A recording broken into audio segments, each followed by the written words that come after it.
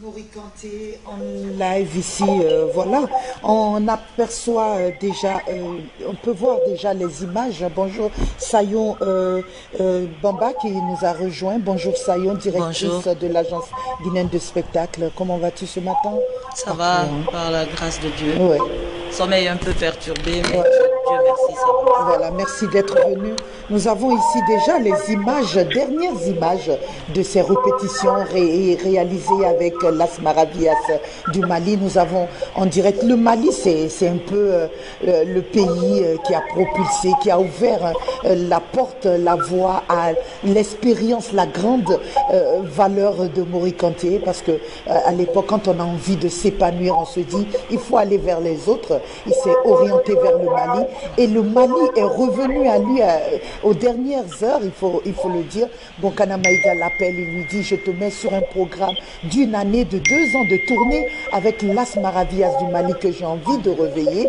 Et il l'a fait. Ils ont commencé ensemble les répétitions et tout. Quelques concerts pendant le mois de Ramadan dernier. Juste maintenant, on a un peu vécu en photo et en image tous ces événements saillants. On reviendra sur tout ceci. On a Bonkana Maïga en direct avec nous. Bonjour maestro. Bonjour Aya. Oui, comment vas-tu? C'est vrai. Tristement, mais ça va. Oui, tristement. On aurait pu te garder un peu à la fin, mais vous êtes aujourd'hui, le Mali fête le Ramadan, donc vous devez déjà vous rendre sur les lieux de prière, mais il fallait vous avoir rapidement maintenant ici parce que c'est très important. Vous l'avez côtoyé toutes ces années, hein, vous êtes presque des frères, il faut le dire, des frères même d'ailleurs, que ce soit dans la musique, dans la vie normale et surtout l'envie au dernier moment de dire je vais réveiller Las Maravillas du Mali et j'appelle Morikanté. Voilà, Maravillas du Mali est revenu sur la scène internationale et on a eu une l'idée de faire cohabiter les cordes, c'est-à-dire les cordes de Maravillas de Mali, c'est des violons, hein, c'est la charanga. Et Morikanté, étant joueur de kora, les cordes, pour aligner les cordes, pour voir l'expérience. Donc ça fait pratiquement depuis 2018-2019 qu'on préparait cette tournée qui aurait dû commencer le 25 mars dernier. Hein. Pour tout le mois d'avril, on devait passer la tournée. Malheureusement, bon, comme le corona est arrivé, on a suspendu un peu les voyages, les tournées et tout. Et c'est dans ça qu'on s'est retrouvé avec ce grand malheur, cette grande perte pour non seulement la Guinée, l'Afrique et le monde. Voilà. Et donc, Morikanté, c'est plein d'anecdotes. Hein. Son CV, c'est vrai, il est le plus distingué, mais ce sont des anecdotes, ce que vous vivez en général au quotidien. C'est le naturel pour une star. Oui, très très naturel. Parce que le dernier, on avait fait un concert en Suisse, là, d'ailleurs c'est une anecdote, on avait fait un concert en Suisse. Le matin, on devait prendre le train pour Paris. On arrive à la gare à 8h. 8h, c'est tout, hein, pour Mori. Mori, il prenait tout son temps. Pour le petit déjeuner, on arrive, il n'y a pas la chorale, il n'y a pas la photo. Donc nous, on est rentré à Paris. Mori est retourné, son manager est retourné à l'hôtel pour aller chercher la photo et la chorale. Mais bon, ça, c'est des anecdotes, c'est des rires. Comme je dis, nous sommes deux frères, comme il dit toujours, les deux frères recherchés pour la vie musicale. C'est ce qu'il disait toujours entre Mori et Bonkana Maïga. Vous avez le côté salsa, merengue, lui il avait sa kora, il fallait mixer tous les deux. Bonjour mon maestro. Oui, et c'était une expérience très riche. Très riche parce que je l'ai remarqué surtout quand on a fait le festival de jazz à Marciac, c'est en France. Et le succès qu'il avait eu avec 2 ou 3 chansons qu'il interprétait dans Maravillas de Mali. Moi, je dis simplement que je suis très triste parce que depuis le début de 1919, on avait commencé à préparer une répétition pour la tournée qui devait se faire cette année 2020. Et voilà que Marie nous a quittés. C'est vraiment un grand baobab qui est parti. Et je ne peux pas dire qu'on ne peut pas le remplacer. Je ne cherche pas à remplacer. Vous savez, on avait fait Africando, on avait perdu les voix. Africando a continué, Mori est parti, on parlera toujours de lui, la Guinée parlera de lui, le Mali parlera de lui, le monde entier parlera de Mori Kanté. C'est une tristesse, mais c'est une réalité. C'est Dieu qui l'a voulu. Sayon Bamba, juste une question. Allez-y. Bonjour mon maestro, bonjour. Ça va, tu me fais penser à toi parce que, entre-temps, oui. Je dois t'informer d'ailleurs que Sayon Bamba, j'ai des programmes sur TV5 Monde, mais la semaine prochaine. Donc, c'est une petite publicité avec ta nouvelle chanson. Ben, maestro, vous avez vu, tous nos aînés sont en train de partir et plus que jamais, je me rends compte de la pertinence de ce que vous me racontiez à Rio de Janeiro au festival Back to Black, quand vous m'avez demandé de rentrer en Guinée, et je vous remercie sincèrement aujourd'hui parce que des personnes comme Mori Kanté ou Kemo Kouyaté qui sont partis, Kerfala Kanté ou encore plein d'autres, là on a vu Kade Jawara s'en aller, ça nous questionne sur le devenir de cet héritage que vous nous laissiez. Vraiment merci pour tout et sincères condoléances à vous en fait aussi, hein. C'est moi qui te remercie pour tout ce que tu fais aussi, Sayon. Tu fais partie, pour moi, des grandes voix féminines de la Guinée. Et on t'a jamais oublié. Et tu seras toujours dans nos cœurs. Hein, tu es toujours avec nous, Sayon. Et c'est un plaisir de te revoir à la télévision ce matin. Et puis voilà. Donc, je suis très, très content de t'entendre et de voir, parce que je te croyais à Paris et dit la pauvre Sayon, est-ce qu'elle n'est pas confinée à Paris? Mais te voilà en Guinée avec tes frères et avec mon canal ce matin. Félicitations. Voilà, merci beaucoup. Elle tient à ce que, elle vous remercie surtout pour ça. Maestro, c'est la fête aujourd'hui au Mali. Vous allez vous rendre dans les différents lieux de prière et tout. On va devoir te lâcher un petit message pour cette génération guinéenne. Oui, le message, c'est simplement dire que on voit des jeunes aujourd'hui qui jouent avec cette kora, que ce soit Bassissoko, que ce soit le jeune Kandja Kora, Abdoulaye Kouyaté, voilà, le fils de Sékou Kora Kouyaté. Exactement, du côté du Mali, celui qui a fait un très bel hommage. Tous ces jeunes aujourd'hui qui manipulent la kora, qui ont senti que c'est possible. On voit aussi une autre génération avec Djeli Moussa Diawara et tous les autres. Absolument. La kora est rentrée, est restée son outil, Il a introduit la kora dans les ménages du monde en fait. Oui, c'est-à-dire que ces jeunes-là, il faudrait leur dire surtout de suivre le chemin de Mori, parce que Mori, il chante, il danse, mais il a toujours privilégié le son de la kora et la kora. Ne pas privilégier la danse ou de Mathieu en laissant la kora de côté. La kora, c'est l'instrument qui accompagnera le musicien jusqu'à la tombe, jusqu'à la fin. Mori Kanté, sa kora, c'est une kora centenaire qui l'a accompagné jusqu'à ces derniers jours. Et c'est ce que je veux dire aux musiciens, c'est de privilégier le son de l'instrument, de travailler l'instrument, et c'est cet instrument qui garantit l'avenir et la survie même du musicien, comme Mori Kanté.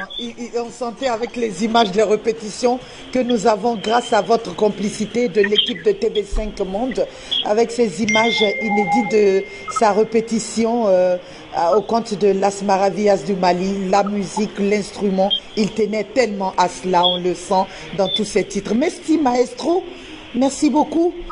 Et merci beaucoup à Diawara. Et j'en profitais aussi pour présenter vraiment mes condoléances à toute la Guinée et à toute l'Afrique. Merci beaucoup. Allez, prenez soin de vous et bonne fête de Ramadan à toute la famille, à Kamaldine particulièrement. Merci beaucoup, je le dirai. D'accord. Voilà, on quitte le Mali, Sayon. Oui. Un petit commentaire, Bonkana, ces derniers temps, il dit plus un artiste avec l'âge, il faut bouger, ça te fait oublier les problèmes, ça te fait avancer. Toutes ces personnes, Aya, c'est plus que des artistes, c'est plus que des artistes parce que c'est des gens qui nous ont accompagnés dans nos moments de joie, nos moments de peine, l'aventure aussi, quand on a quitté la Guinée pour aller vers je ne sais où, c'est des artistes aussi qui nous ont permis d'y croire, de se dire que oui, Mori Kanté à l'époque, il a réussi à rentrer dans les ménages, et bien pourquoi pas nous aussi, jeunes générations. Moi j'ai vu des jeunes musiciens de kora s'inspiraient de Maury, alors que leurs parents leur avaient donné la tradition pure. Ils ont pris cette tradition et ils sont allés sur le chemin de Maury Kanté. C'est une grande fierté, c'est une grosse perte. Voilà, nous allons nous rendre en France. Bonjour, Claudie Siard. Oui, bonjour. Voilà. Nous avons Claudie Siard en direct sous le son Djala de Maury Kanté, un titre qui parle un peu de ses héros. Voilà, c'est le titre qui lui va bien, hein, Maury Kanté. Bonjour Claudie, comment vas-tu mon grand? C'est une journée particulière, c'est un moment difficile, nous perdons nos grands héros et nous venons de perdre Maury, à qui j'étais attaché. C'était un grand frère pour moi, on se connaissait depuis 85-86 et pour moi c'est quelque chose de terrible, donc nous faisons avec. Je sais que la Guinée est en deuil, mais il n'y a pas que la Guinée qui est en deuil. Ouais. Le monde est en deuil, et pas que le monde de la musique. Les gens qui l'aimaient, les gens qui avaient été touchés par ce talent immense, qui avaient été touchés par sa personnalité aussi, par cette gentillesse qu'il avait avec tout le monde aux quatre coins du monde. J'ai eu des gens qui m'ont appelé de ma Guadeloupe pour me dire mais il faut que tu témoignes, Maury Kanté nous a quittés. Et donc Maury était également un grand frère, un père, un artiste émérite pour les gens de ma Guadeloupe. Ouais. Avant, Claudie, vous avez un peu suivi son parcours, surtout ses différentes distinctions à l'international. Petite parenthèse, lorsque Maury rentrait au pays, c'est vrai que généralement notre premier prix, on en est fier. On se dit qu'on a beaucoup de prix. Mais le prix SACEM, j'aimerais particulièrement vous dire, Claudie Siard, était comme si on réveillait à nouveau Maury en 2017. Pour lui, c'est la retraite, il fallait rentrer. Et on l'appelle pour lui dire qu'il a le prix SACEM, musique du monde. Il se dit, mais attends, même pendant ma retraite, on continue à télécharger mes musiques et tout. Il a pris ce prix SACEM comme si c'était un nouvel élan d'espoir pour son âge, malgré tout. Qu'est-ce que vous en pensez? C'était tout simplement mérité, mais c'est bien ça, Maury. Maury, c'est ça. C'est cette humilité, c'est vous aimez ma musique, mais Maury déjà en 87 a vendu des millions, plus de 5 millions d'albums de Yeki Yeki, et les gens continuaient à acheter en 90 l'album Touma et bien d'autres albums, Sabou et autres. Et donc il était toujours étonné. Donc oui, il y a ce prix SACEM, mais il y a également l'année dernière, il y a le prix Charles Cros, alors qui est un prix qui semble, il est moins visible médiatiquement parlant, mais l'Académie Charles Cros, c'est une académie de professionnels, c'est une académie de gens qui reconnaissent et qui ne récompense pas n'importe qui. Et il a également reçu en 2019 le prix de l'Académie Charles Cros, 2019 ou 2018. À travers cette œuvre, Cocorico. Allez-y, oui, exactement. Oui, et c'est vrai que le prix SACEM, c'est un prix important. Parce que la SACEM, c'est la société d'auteurs, et pour les éditeurs de musique, c'est une société française, mais internationale, et c'est la plus grande au monde d'ailleurs. Et c'est vrai que c'est un prix important. C'est vrai que c'est être reconnu par ses pairs, c'est être reconnu par celles et ceux qui dirigent cette entité. Mais je voudrais, moi, par exemple, il y a d'autres références. Le premier grand prix que reçoit Maury, c'est quand même en 1976, avec, le prix de la Voix d'Or au Nigeria. Voilà. Il y a quand même des moments comme ça. 76-77, ma mémoire me fait défaut, mais je crois que c'est ça. Mais voilà, il y a des prix importants, et ça, c'est le premier grand prix qu'il reçoit. C'est le premier grand prix qu'il reçoit. C'est le prix de la Voix d'Or. Et puis, il y a eu des distinctions, et après, il ne les comptait même plus. Ici et là. Exactement ce que j'allais dire. Il ne les comptait même plus.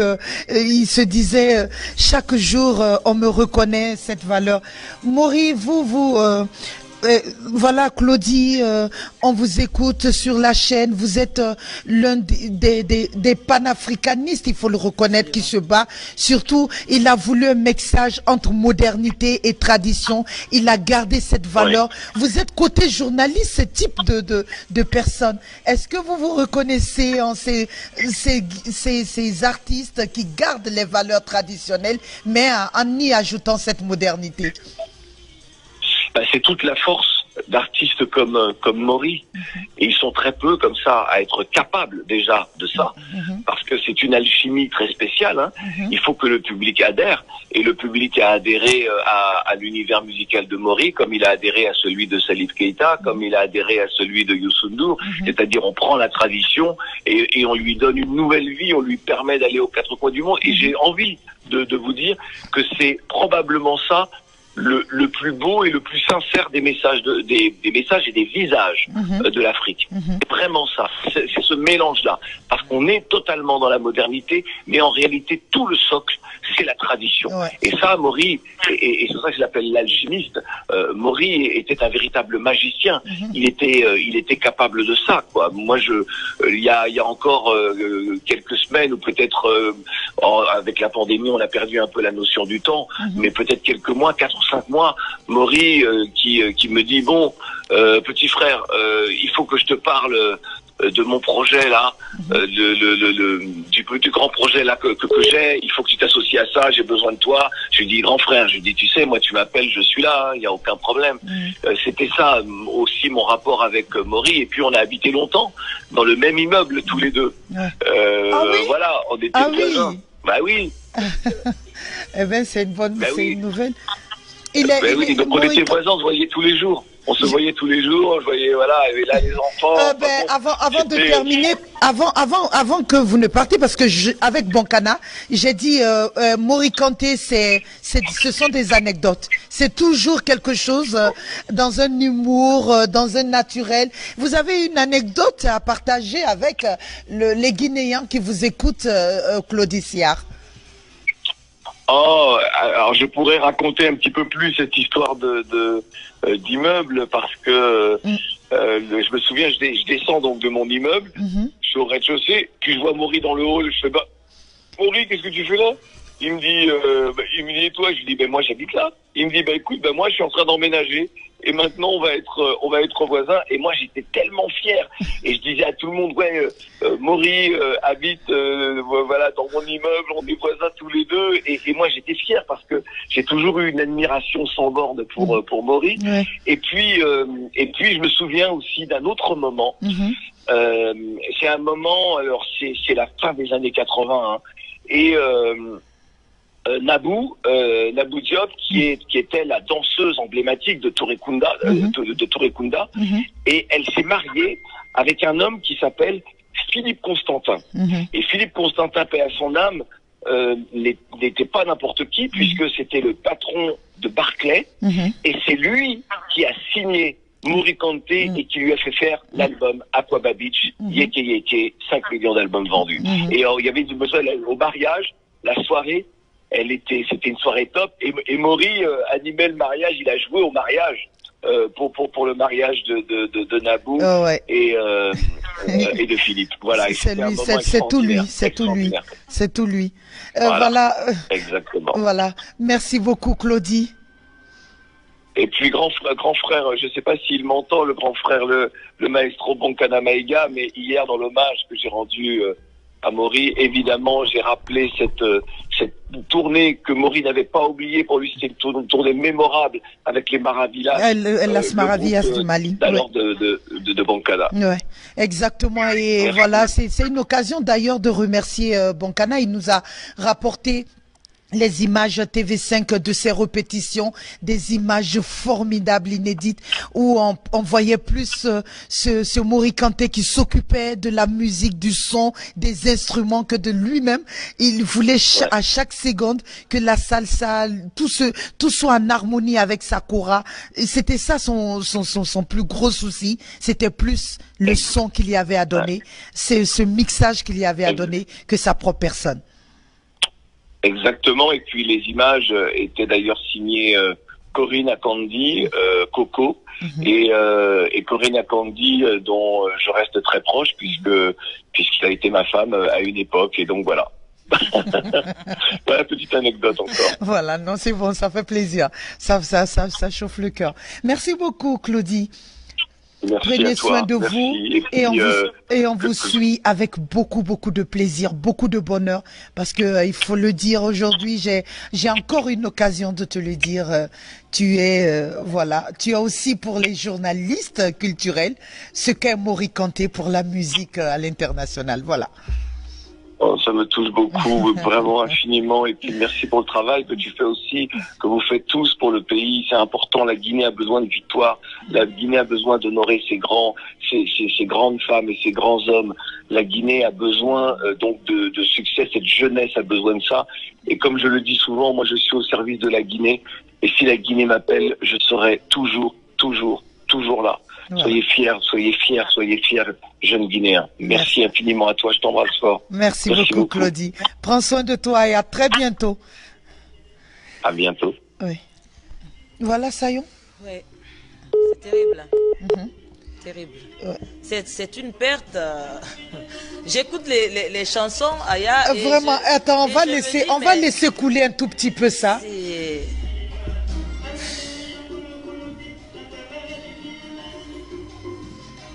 Dernière répétition. C'est ça la vie des artistes finalement. C'est...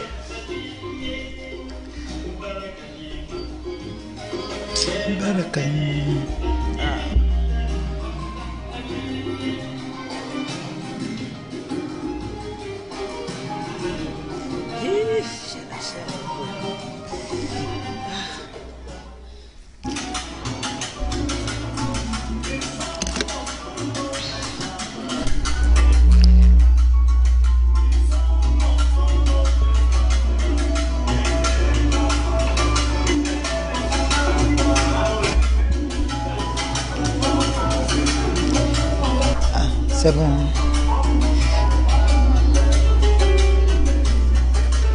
Hey.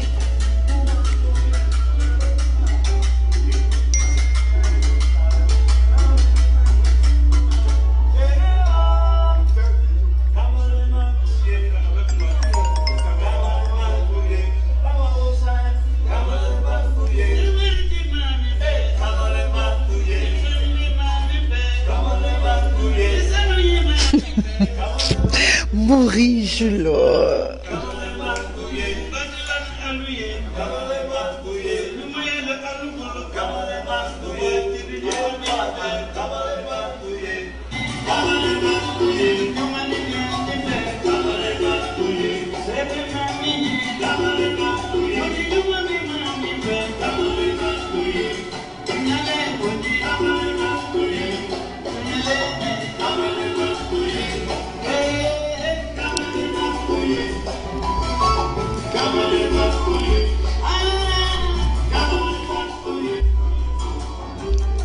Voilà, Sayon, oui.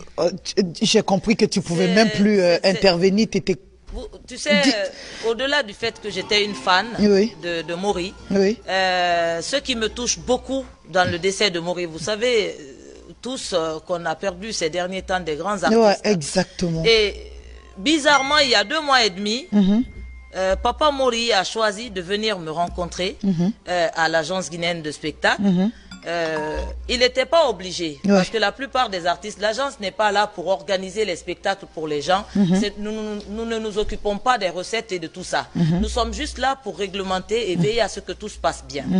Mais bizarrement, lui, il avait estimé que je pouvais faire quelque chose pour son spectacle, pour un hommage pour lui, parce qu'il avait vu l'hommage à Myriam Makeba. Et il a dit à ses enfants, si vous me faites, parce que ces enfants, Monsieur Silla, qui gère Maury Kanté, a eu l'idée avec ses enfants de lui rendre un vibrant hommage de son vivant.